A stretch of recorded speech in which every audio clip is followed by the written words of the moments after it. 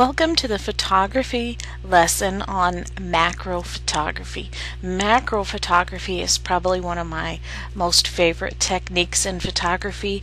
I really enjoy getting these close-up photos, and you can get so artistic with them sometimes. So let's just jump right into it. Macro photography is close-up photography, usually of very small subjects, and the subject at greater than life size. That's it. Macro photography always sounds more complex. When you read all about it on the internet, they seem to make it seem like something so complicated and hard to do, but nope, think simple. That's it. It's close-up photography, usually of small objects, and the objects are often greater than life size. Any lens can be a macro lens. This was a profound statement when I first understood it. I thought you had to have something special for macro photography because there's this macro setting on my camera, so there has to be something really special in order to be able to, do macro. And what is it? And it's simple, just as those three things that I shared with you, and any lens can be a macro lens. A wide-angle lens can be used for macro photography. They're great for getting some background in your close-up subject. Telephoto lenses can be used for macro photography. Oops, I hit the wrong thing. A dedicated macro lens is best for magnification. Magnification, whenever we say that, you can think of greater than life size. This is something I have wanted for a long time. It's definitely on my wish list. Ever since I got my Canon 40D several years ago, I haven't been able to afford a macro lens, and it is on my wish list, and I am going to be one happy camper once I get one of those. So that's best, but you can use any lens. So the fact that I've had to wait so long for my macro lens has taught me that I can get, and you're going to see that later in the video, I can get macro photography even with the lens I have. However, there are other tools and techniques that allow you to use any lens to get close to the subject. So in my video, I don't use any of these extra tools. Some techniques, of course, I'm going to be showing and sharing with you, but there are other things out there, and we're going to go over them here in this video. So we're first going to talk about that macro lens, which is known as a dedicated macro for DSLR cameras. Of course, your point and shoots, this isn't going to apply, but it's always good to listen because you're going to learn some things that you may help you understand even your point and shoot cameras better. A true macro lens is a dedicated 1:1 ratio. So 1:1 would also mean life size, true to life size. If you take a photo of a tree, just regular old photo of a tree, that tree is not life size in your photo. So a macro is going to be at least a 1:1 ratio. In other words, it's going to be true to life size. If you hold it up next to the original object, it's going to be the exact same size. A macro lens capable, or some macro lenses, of ratios greater than 1:1. So when you're out there shopping for macro lenses, keep this in mind, that there are some that do 2:1. That is an example of a magnification, and you can get magnification with some of the tools we're going to be showing you also. So a short focal length, now you're going to remember the focal length is the closest distance to a subject. So the closer you get to the subject with a lower minimum focusing distance, with the ability to focus. Let me see if I can say this a little bit better. With my current lens on my camera, if I get my lens too close to the subject, oh, it is so frustrating. I cannot get it to go into focus, and my camera will tell me if I'm on some of the auto settings, sorry, not going to take your picture, it's not in focus, and I can't find a good focus. It's unable to focus when I get my camera too close to the subject, when that lens is too close. I had a camera before this one that I used, a digital camera. It was a point and shoot. It actually allowed me to get it was a zero focal distance. This word probably might need to be focal distance and not focal length, but it was a zero focal distance. In other words, I could put that lens right up on the flower and it would be able to focus. So that's a big thing about the macro lenses, and each camera is different. So when you're shopping for cameras, if you are interested in macro, in the point and shoots, pay attention to the specs on how close your lens can get to the subject and still be allowed the ability to focus. That is what's important with macro. For me, with the lens I have, I can get macro, but as I said, I have to be a certain distance away from the object, and I can't get that macro, that really good macro that I absolutely love.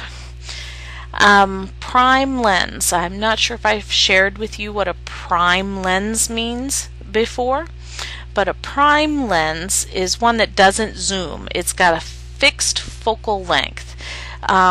Some examples of some prime lenses are 50 millimeter, that's probably the most popular, or 100 millimeter, and that's it.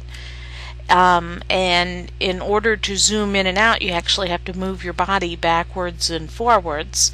And so a macro lens for DSLR cameras is going to be a prime lens. It's not going to have the thing on the lens that you turn to zoom it in and out. It's going to only be able to get closer or further apart or further away by actually moving the camera itself.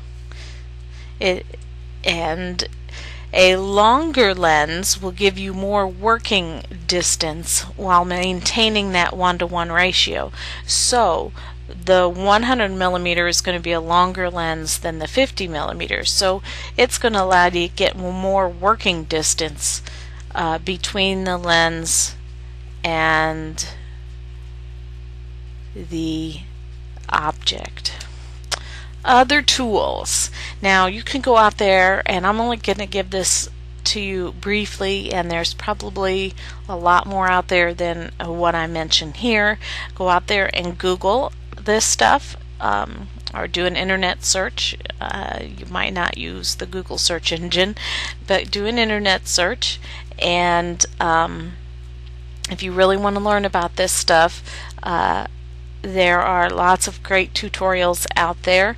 The reason I'm not going to go into it is I've already sort of investigated it, and at this time I don't want to buy any of this stuff. I just want a dedicated macro lens. I may want, after I get my macro lens, I may want to, expand it with some of these things, but I'm just going to give this to you in general because there's enough information out there that you can go read yourself. One of the most common tools that you can use with your current lens, even if it is not a macro lens, is called an extension tube. And I went to B&H Photo and grabbed these photos from their store so you could kind of see what they look like. Basically, they just attach between your camera body and your lens to extend the distance. If I go back up, you're going to remember the longer the lens, well, you're going to see this around maybe in the future, but you get more working distance. Extending the distance between the lens and the film sensor. The longer the tube, the closer you can focus. So the longer it is going out, the closer you can get to the object and still stay in focus. So these extension tubes may be stacked. I met somebody who actually has 3 different ones, and he stacks them up, and that's his preferred macro setting that with his lens. So you can buy a bunch of them and stack them up in different orders to get different effects. Another tool is a close-up lens filter. This one's a Hoya. Hoya is what I understand is a great brand name. This actually goes at the end of your lens. It has the screws, so you screw it right on there into the threads, and it's like a magnifying lens. That's pretty much it. It's a magnifying lens on top of your lens. However, the reason these don't work too well as opposed to these don't have glass in the middle, from what I understand. This has glass on it, and so it's a cheaper glass than your expensive glass on your expensive lens, and so that's going to reduce the quality a little bit of your image, as opposed to a dedicated macro lens that has that magnification built in.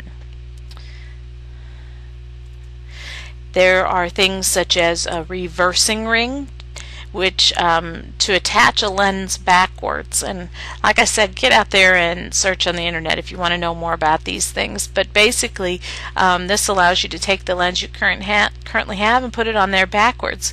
I don't know if you've ever played with a hand magnifier lens. If you flip it over, it'll give you a different type of view than if you flip it over the other way. So that's basically the concept of that. You can also stack lenses. So if you have 2 lenses, let's say your regular one similar to mine that goes 38 to 130 millimeters or whatever, and then you might have a 50 miller prime lens. You can get another ring similar to this. Rings have male and female threads on them, and it would have 2 male threads on it, and you can use that to put 2 lenses on your camera body, or more, and stack them up, and that's going to give you a magnification. So I don't have another type of lens, but someday maybe I might get one of these rings and play. It'll be just fun to play. I like to play. Use a combination of the extra tools. So you may want to use stacking lenses and then maybe put a close-up filter on the end. Stack 2 lenses and then add one of these. Or you may want an extension tube and a close-up lens filter. You know, any combination of any of these things. You could even, I understand, once I get a macro lens, use maybe an extension tube in addition to my macro lens whenever I am able to get that wonderful lens. So anyway, those are other tools. Macro is an aperture setting. That's why this is grouped in these lessons under macro. We've been stuck under macro settings for a long time. There are many more techniques, photography techniques, that are considerations for aperture than they are shutter speed. With a minimal distance between the lens and the object, especially if you get really close to it, a wide aperture or a wide hole allows in more light. You need more light because you're so close to the subject, the light can't get in there. And so you need to allow in as much light as possible because you're so close to the subject, the light's having trouble getting in there. That's why it's a macro setting. Now the depth of field is a consideration though too. Do you want to limit the depth of field for sharpness or to blur the background? It's a tug of war. We've talked about tug of wars before to make it easy to understand. The bigger the number, in other words, the smaller the hole, or the smaller the aperture, or the bigger number, the more detail and the sharper it is going to be. Bigger numbers might not allow in enough light. So you have to go back and forth and find a happy medium, so where it lets in enough light but keeps it as sharp as possible, because most of the time you want some sharp, your macro to be sharp. A lot of times you're not going to have a whole lot of background. It depends. Depends on how close you are to the subject and the shape of the subject. But the tug of war is sharpness and allowing enough light in. The closer the object is to the lens, the less depth of field can be obtained. So getting depth of field in macro, where maybe the leaves in the background are blurred out from the flower, is harder to do the closer the object is to the lens. Now there's something called diffraction. Let's talk about that.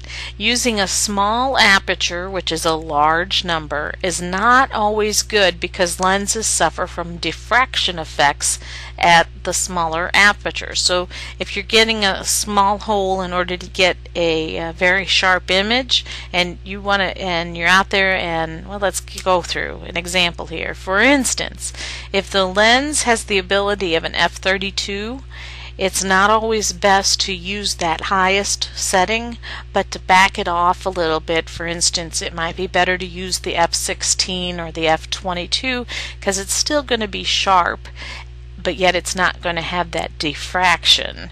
Don't always go up to that highest setting. It's not always a good idea, and we talked about this in the landscape, I think. We did anyway. Let's talk about what diffraction is just briefly a little more. Diffraction occurs when it passes by the small sharp-edged blades which form the hole, causing light to be squeezed together or blended. Okay, well, let's look at this image. I found this image on the internet, and this is the blades it's talking about. And if you are into digital scrapbooking, designing at all, this might make a little sense to you. If you use your shape tool and make a really big circle, the circle edges are smooth. They're not jagged. You can go into Photoshop Elements and play with this if you want. So make a circle image and look at the edges. Zoom in real close in Photoshop or Photoshop Elements, and you're going to see they're nice and smooth. They're not jagged at all. And then go ahead and make it smaller. Make that circle much smaller, and as it gets smaller and smaller and smaller, you're going to see that the edges are more jagged. I mean, that's just the principle of smaller holes. Smaller circles. They're just harder to make because there's less places to draw that line. Well, the same thing happens here. If you look here, these are the blades, and as the blades close in, the circle's not quite as round as it was before. It has these little straight lines made by the blades, and so the smaller you get this, the more chance of the light being blended in order to make the image as it comes through, yada yada yada. That's the principle of diffraction. So be careful about making it as the smallest setting that it can go. That's basically it for diffraction. Focusing. It's best to be on manual focus instead of autofocus. And here's a key tip, and you're going to see this in the video, and it's a combination of your zooming if you have a zoom lens. If you don't, if you have just a prime lens, which is what most dedicated macros are, you have to move the camera body. Really small moves rather than zooming is better to focus for sharpness. So when I went out to do my macro photography and I did have my zoom lens, I would tend to set my zoom, and then when I'm trying to get it, and then I would set my sharpness at my focusing at a certain setting, and you're going to see this later, and then I'm going to move my camera in and out until I see it come into focus. I'm moving the camera body to get it in focus. That is a key thing that's really helpful in macro photography. Move that camera body to focus. I said we would be talking about this later, and here it is. A shorter focal length, or zoom, increases magnification while decreasing distance between the lens and the subject. So, a shorter focal length increases magnification while decreasing the distance between the lens and the subject. So if it's a short focal length, you have to, in other words, it's this makes sense.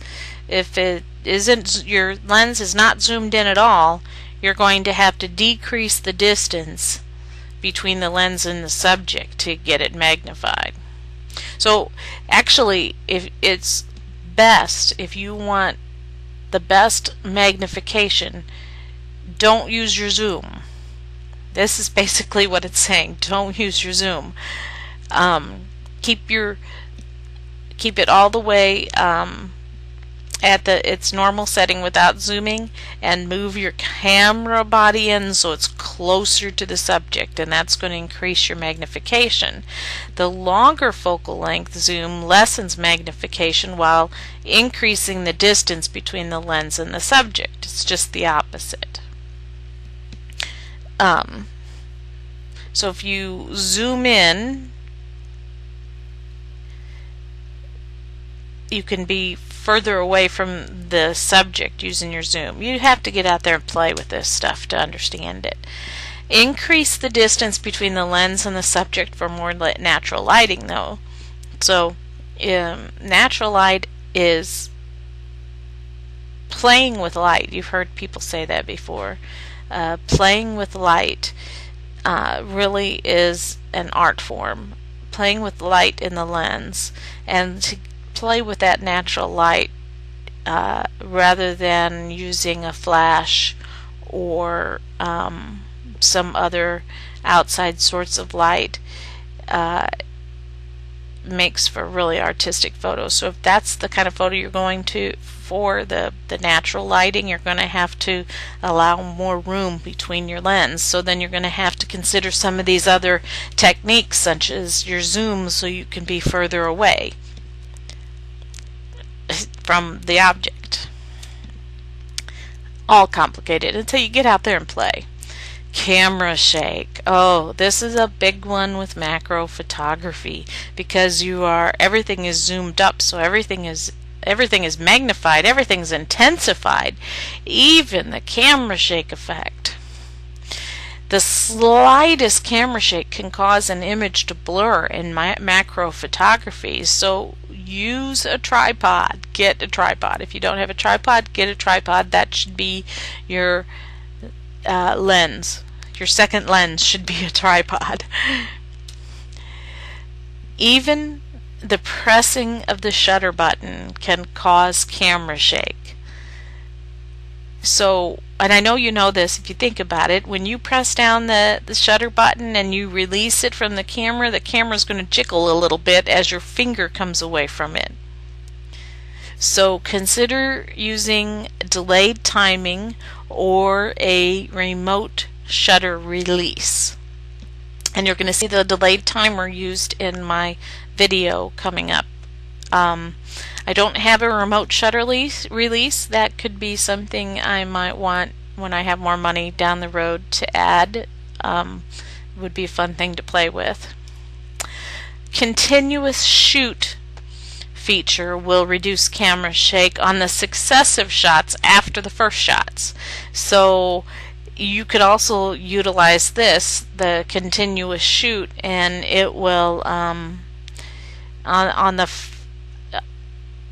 the first shot it's going to shake because all the stuff is moving inside, but then after that it's not going to move, it's just going to keep snapping, and so the successive shots after the first ones aren't going to be blurry. And I actually referenced this already up here as delayed timing, but the self timer, which takes the photo a delayed time after the shutter button is pressed, will reduce that shake. Another thing that reduces shake, now you don't have this in your point and shoot cameras, but mirror lockup. And if you are really interested in really good macro photography, you need to go get that manual out and see if you can find this in your camera. Mirror lockup is available on the DSLR cameras, and normally when the shutter button is pressed, the mirror that allows you to see in the viewer goes up right before the photo is snapped.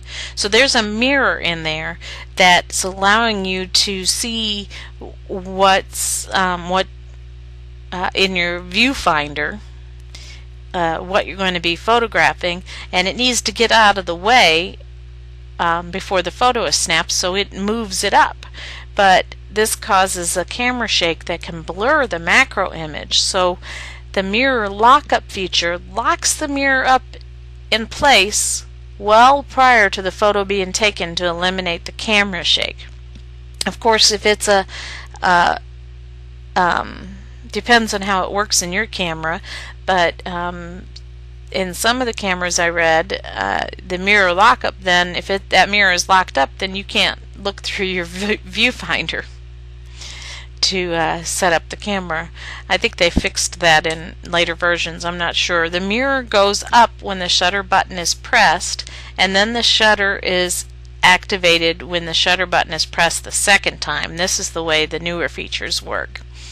So that's mirror lockup.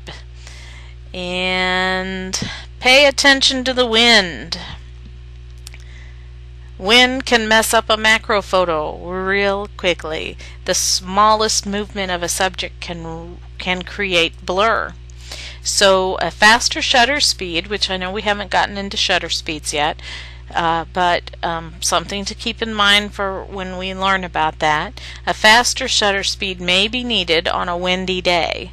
So remember that tug of war between your ISO and your shutter speed and your aperture? You may need to choose an aperture that allows for a faster shutter speed on a windy day.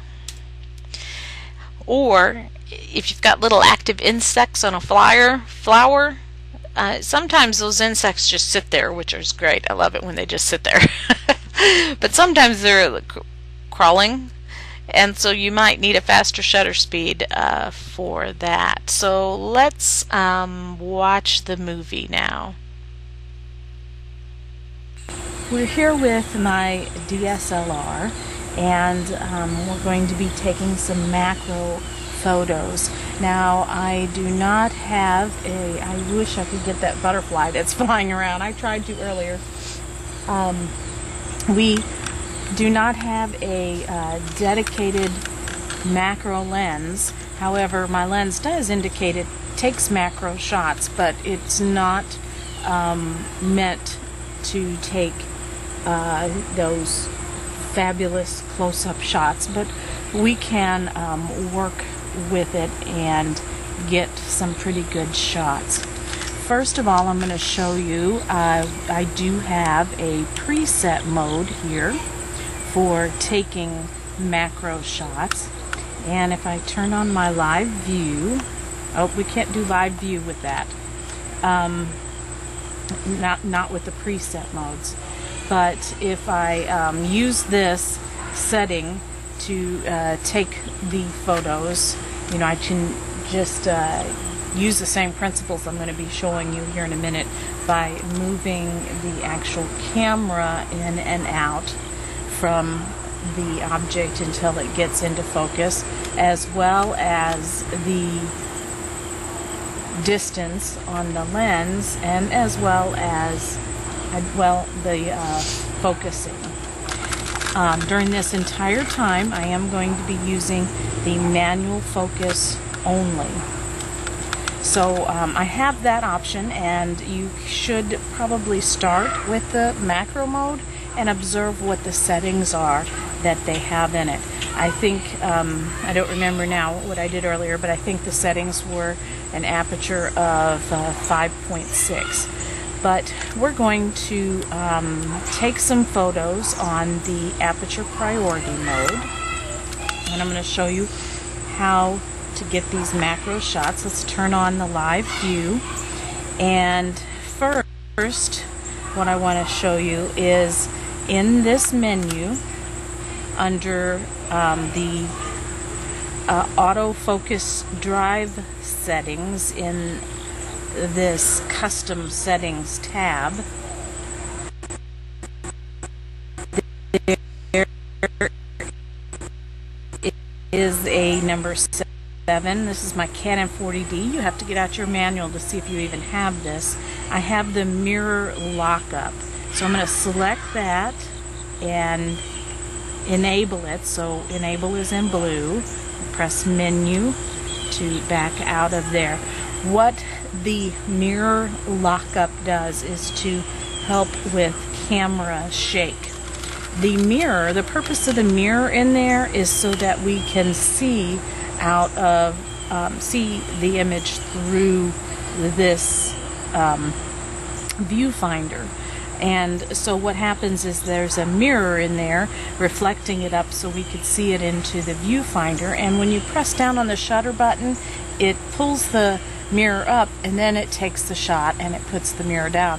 So that's some of the clicking that you're hearing. With mirror lockup, it puts that mirror up and leaves it there. And so in live viewing, you can look through the screen and compose your shot there, and you don't have that camera shake from the mirror moving up and down. And I'll show you a little bit more about that later. Another thing that I suggest And there's, of course, lots of other things through the PowerPoint presentation that I just gave you. But if I click on this button here, I can change this to be 2 seconds. So it takes the photo 2 seconds after I push down the button. We could do this, I think it's 1 second, but I'm doing the higher choice of 2 seconds. I have my ISO set on 200, and the other thing that is important that we're going to be getting to, you'll recall in our past lesson about the fill light that you get from your flash. It's too stark if you use the basic settings. So let's here. There we go. So if I bump it up way high, it's really going to wash out the image. And even the normal setting, it depends on, of course, what the lighting is in your room or the overcast from the clouds. But I find just giving it a little extra fill with the lighting of the flash is just right. And so I've got that setting. And the key is to bring your focusing down into this macro range. I like to bring it all the way down, and I have found when I'm all the way at my widest that I can't get any focus. So I found when I started at 50 millimeter I was able to get things into focus. It says I can go down to 0.5 millimeters from the object, but I haven't been able to get that yet.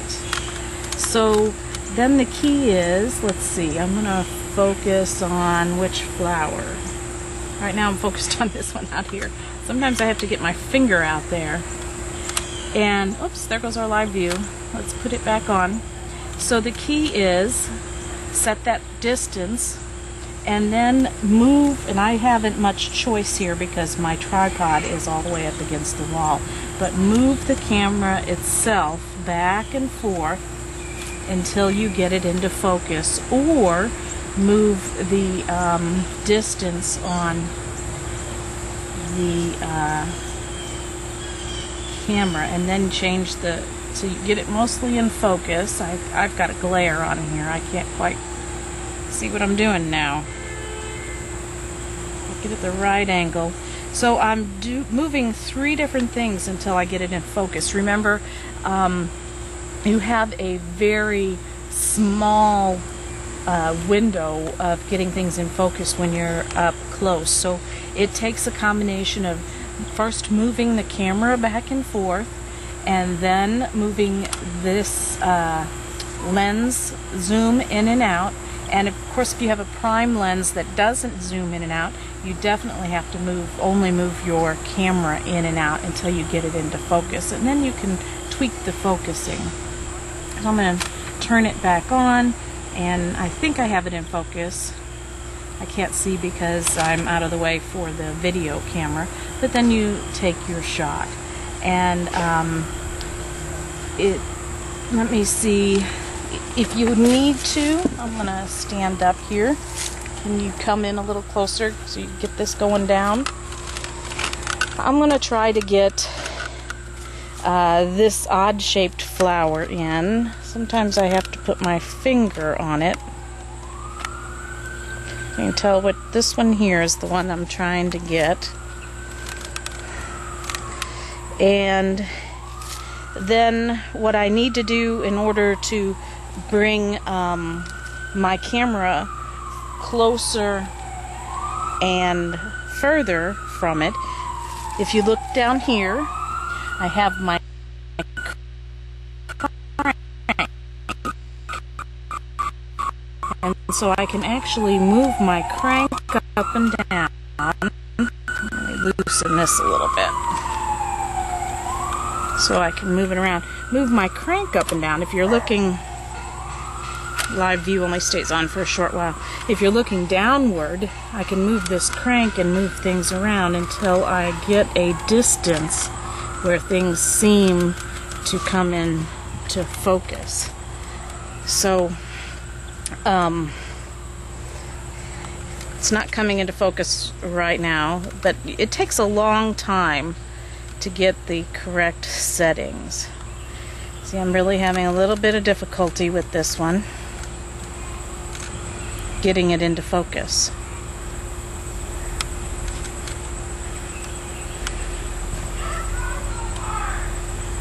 Sometimes there's only a small window, and I'm not going to play with this for a very long time, but this just shows you how you have to move all three things. Move your tripod till you get something. I'm getting a little closer. Whoops, there goes my live view.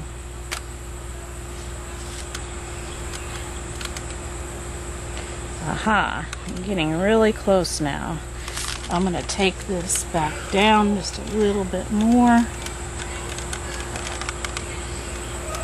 Let's see what I can get now.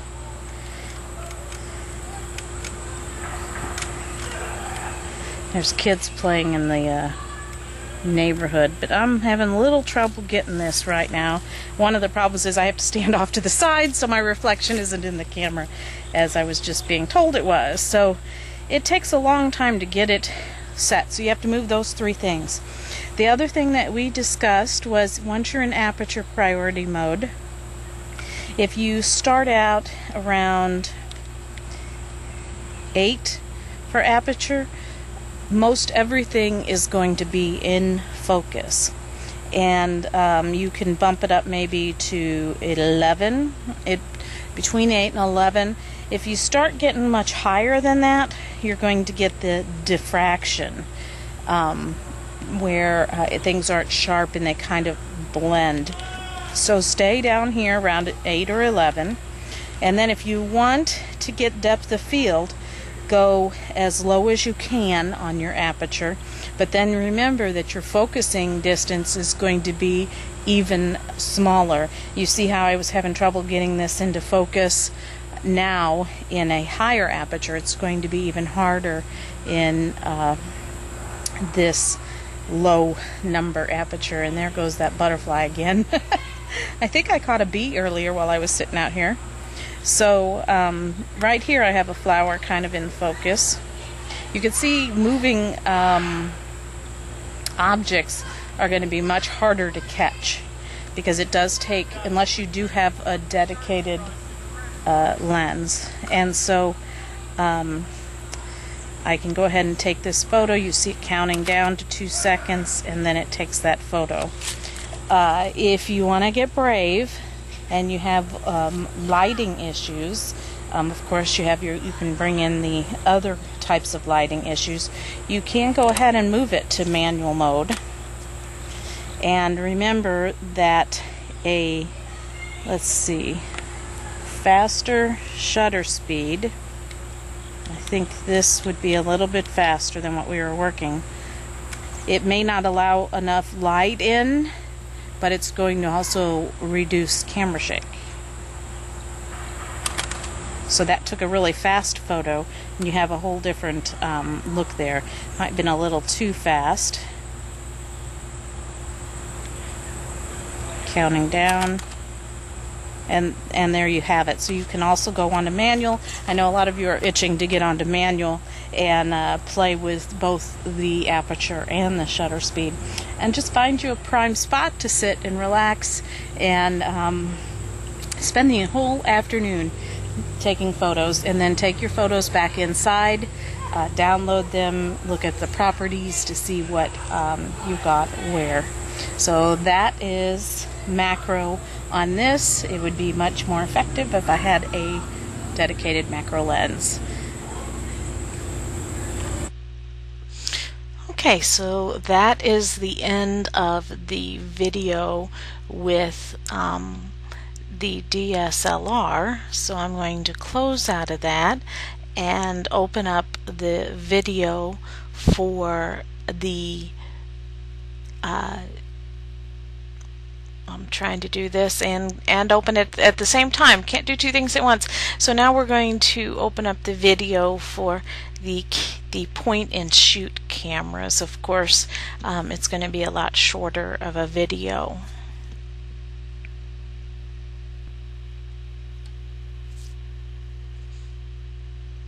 Okay, here we are with my point and shoot, and you'll have to ignore the shouting in the background. They're playing ball in the neighbor's yard.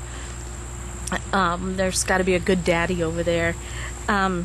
We have here the point and shoot, and we're going to be doing macro photography on it. And I am in the program mode on this one. It may be in a different preset mode on your camera, but right now it shows macro is off. And so I'm going to turn it on, and I actually have 3 macro settings here, but this is for the basic macro. And the other thing that helps with camera shake is, since I don't think I have a yeah, I do have a delayed timer. I have a 12-second and a 2-second. I'm going to do 2-second. And the other thing that we discussed is helpful, and that I couldn't get 2 things set on my DSLR, but we can do that here on this one, is to take 3 shots in a row. And so I've got that set. And now, as we said before, it's all about zooming in and out. And I've got some texture going on in the background, but the focusing is also in the distance of your camera. So if you get your shot kind of composed and then move, you see how I moved this up a little bit and it all came into focus. Let's recompose it a little bit and take our shot. I'm not sure that it took 3 shots. It might not do that with the delayed timer. And so at this setting, there's a little bit more distance between the camera and the flower.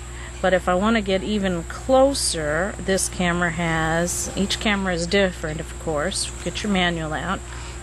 One is a super macro, so I can get even closer to my subject if I want.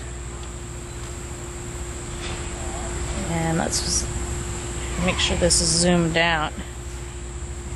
Right now it's focusing really well on the concrete wall. I'm gonna try to get, then press that shutter down part way to see if it focuses or not, and now I can really get closer to the camera. I can see if I can get a little bit closer to the flower, but if I get too close, it's still giving me a green when I press down to focus. I'm gonna go ahead and take that shot. It looks like a cool shot. I can move this, see if I can get even closer to this flower. And it's going to tell me if I can or not. There, it gave me the little gnats are starting to bug me. It gave me a yellow warning saying that it's not a good shot. But I went ahead and took that because sometimes you can get a good shot with that warning. But depending on what you're focusing on. Now you can see I'm getting depth of field because I'm focusing on this part of the flower. So I'm getting much closer photos with this point and shoot than I was with my DSLR because I don't have a dedicated lens for my DSLR. I could even try, you cannot zoom, it says, in macro mode. So in macro mode you have to get, let's see if we can get closer, I'm curious. Let's see how close we can get on this thing. Of course, the closer you get, now I've lost it. Let's see. I am right down on that thing. If you're looking over here, you can see how close I am to that flower. And let's make sure I am on. See, the timer mode is not set. Okay, now I'm going to take, oops, got to wait because the shaking of the flower itself will cause motion and make it not as clear. And I'm gonna, there it is counting down, and it took that shot and it let me take it. So I can get a lot closer with this camera than I can with my DSLR. So that is the basics of this camera. And so that ends our lesson on macro photography, and I hope you've learned a lot from it, and I look forward to seeing your macro photos. As I said, macro photography is one of my favorite techniques, so it's going to be really fun to see your macro photos.